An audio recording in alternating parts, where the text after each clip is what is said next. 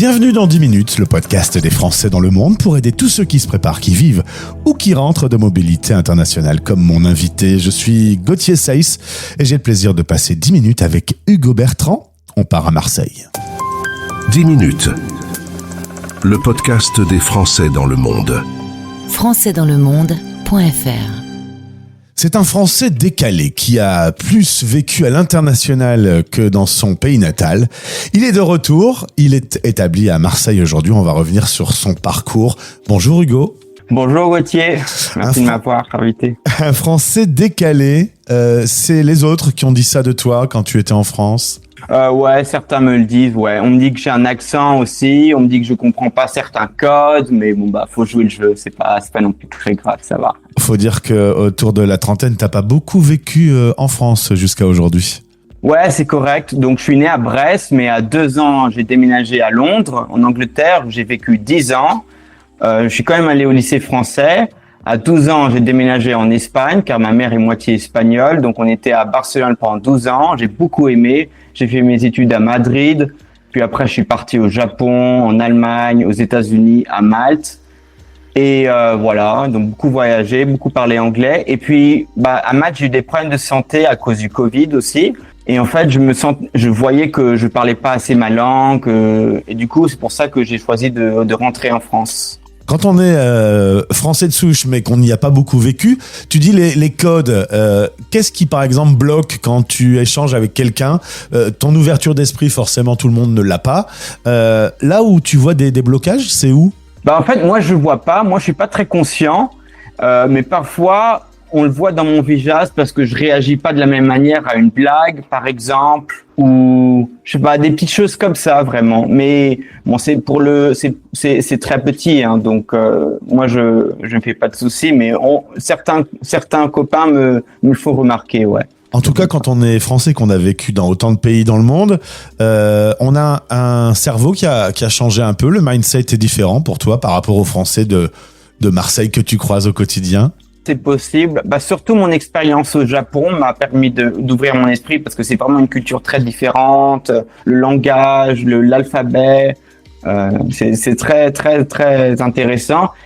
Et ouais, parfois je peux le remarquer. Après le Marseillais, je trouve qu'il est très ouvert et il écoute. Donc lui-même, moi je pense que la vraie ouverture d'esprit, c'est pas que le voyage, c'est aussi la curiosité, l'imagination. C'est pas forcément le voyage. Moi je crois que c'est Raymond DeVos qui disait on voyage plus en imaginant parce que je veux dire, moi en Espagne j'ai connu des gens qui ont bien voyagé, ils sont vraiment fermés d'esprit. Ouais, donc ça fait pas tout quoi. Donc, ça fait pas tout, voilà. Revenons sur tes 20 ans au Japon.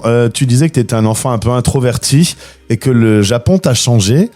Pourtant, on me dit souvent que les différences culturelles, on est dans un autre monde. Qu'est-ce qui a fait qu'il y a eu un déclic là-bas ? Curieusement, je sais pas, mais je suis arrivé. C'est une université japonaise qui a un grand centre international et puis donc c'est très facile de se faire des copains et puis je sais pas, ouais, les copains, les copines, la culture, la bouffe, surtout apprendre la langue, ça m'a fait du bien. Et puis c'est une culture très disciplinée mais très flamboyante, on va dire. Moi comme je le dis, mais je sais pas très bien comment répondre, mais c'est juste que la réalité, et c'est là aussi que j'ai appris le pouvoir, l'importance de la gratitude. Et c'est la première fois où je me disais la chance que j'ai à 20 ans d'être au Japon, à l'autre bout du monde, et d'avoir que mes parents ont pu m'offrir ce voyage, c'était extraordinaire. C'est vrai que tes parents quand même ont donné la fibre internationale et cette envie de bouger. Eux-mêmes sont maintenant établis à Malte. Tu as vécu quelques années. Bien que tu considères qu'on peut s'ennuyer sur cette petite île européenne.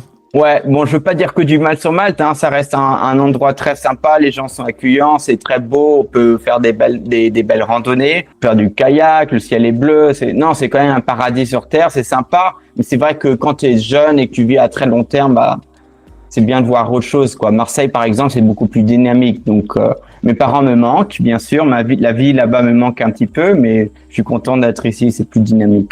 Tu peux quasiment y aller à la nage, faire un petit saut sur l'île de Malte depuis Marseille. Correct, c'est possible, c'est possible. Carrément. Je dis pas que c'est facile, mais c'est possible. Dans les autres expériences, tu disais que tu avais adoré Berlin, qui a aussi une particularité, une ouverture à l'international. Pourtant, tu parlais pas spécialement l'allemand et pas fastoche. Non, pas fastoche. C'était, à mon avis, je dirais, une de mes expatriations les plus difficiles, en fait, parce que c'est une culture très, très...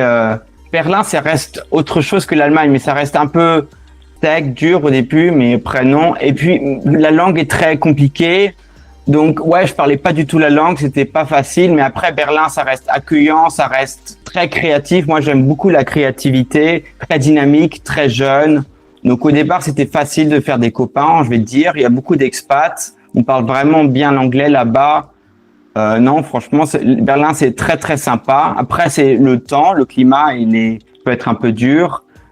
Et puis, en fait, bon, à la fin, je t'ai dit que j'ai eu des problèmes de santé là-bas, santé mentale, psychose à cause du Covid aussi, mais du boulot, enfin plein de choses.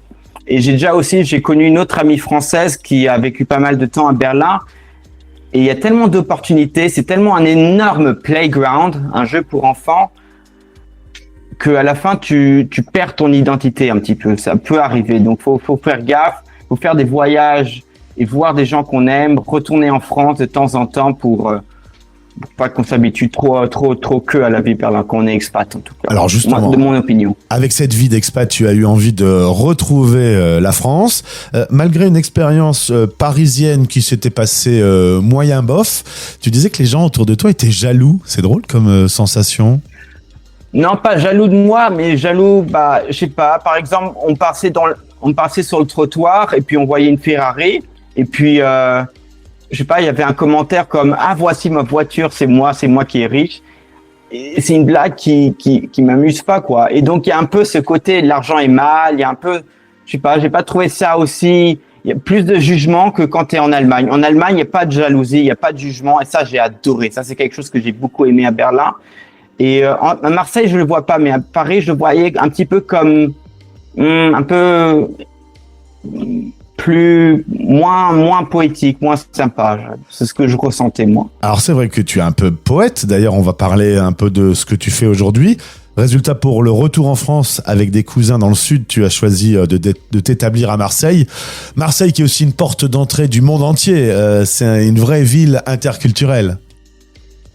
Ouais, c'est très interculturel. Il y a beaucoup d'expats. Ça attire beaucoup de gens récemment. Donc, beaucoup de gens que je rencontre, ça fait seulement 3 à 4 mois qu'ils viennent s'installer. Netflix va investir. J'ai lu ça avant-hier. Donc, il y a une scène artistique très présente qui va croître, en gros. Donc, Marseille, c'est international, c'est porte ouverte, beaucoup de gens s'y installent en ce moment, ouais. Et t'aimes bien le côté un peu melting pot. Alors, l'installation s'est plutôt bien passée, hein. Airbnb pour commencer, et assez vite, tu trouves un logement. Pour ce qui est des papiers et de l'administration, c'est peut-être un peu plus galère. Ouais, c'est correct. Donc, malheureusement, avec la sécurité sociale, j'ai eu des problèmes aussi. J'ai eu pas mal de problèmes. Ensuite, j'ai finalement réussi à avoir un dossier complet. Ils m'ont dit que tout est OK, que je devrais recevoir des papiers. Mais ceci dit, ça fait 1 mois, j'ai rien reçu, donc ils répondent pas au téléphone. Donc ouais, c'est un peu pénible. Quand on rentre pas bien dans les cases habituelles du Français vivant en France, on peut vite attendre quelques courriers, quoi. Voilà, donc voilà. Aujourd'hui, cette ville t'inspire. Tu as lancé un site web avec un compte Instagram. L'idée, c'est d'écrire beaucoup, de faire des vidéos et de partager des petites histoires un peu flamboyantes. Voilà, donc j'adore le storytelling, l'expression artistique. Donc ça fait un moment que j'écris des petites histoires courtes. Par exemple, l'autre jour, j'ai écrit il y a 2-3 jours sur un éléphant qui passe à un scan IRM. J'écris aussi des thèmes un peu plus sérieux comme le ras-le-bol du conformisme, mais d'une façon très flamboyante, très engageante, très fun.